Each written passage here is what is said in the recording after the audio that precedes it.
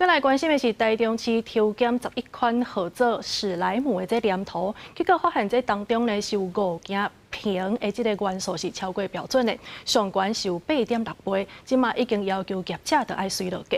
杜不科的这个医师呢是提示讲，这化学元素瓶，若准有长时间去甲接触到，安尼是会刺激到咱的皮肤，甚至是溃疡，所以家长应该要爱特别细腻。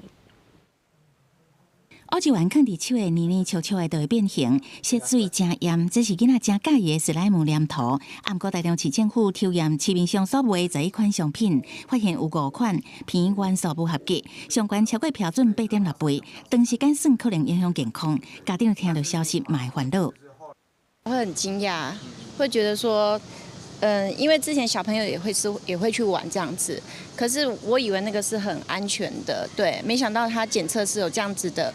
那针对皮肤上面，我们也会很担忧。就是玩之前跟玩之后都会做清洁啊，会要求他们手部清洁这样子，哎对。怕有一些添加对。台中市消保官表示，这11件史莱姆黏土产地大部分是中国，分别伫实体册店加网络伫卖，但金属检测拢合格，有2件中文标示无合规定。5件瓶超过标准，除了要求厂商随落来，嘛依照违反商品检验法移送经济部票检局，后续会当罚20至200万。贩售超标的这个商品的话，会有依照商品检验法方面的这个罚则。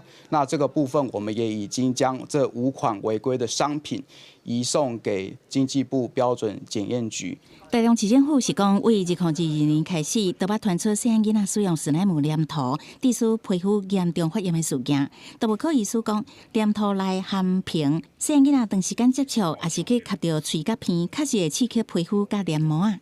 硼酸的这个东西基本上是对黏膜呢、对皮肤的刺激是比较强，所以是可能就会发炎，然后会溃疡。一个很小的小孩，如果那个体重比较轻呢，事实上很可能不用太久，也许玩1天的就有可能会有这样子的变化。市政府甲医师拢建议家长，囡仔耍史莱姆黏土的时阵，应该选择通风的场所，佮限制时间，嘛袂使同时食物件。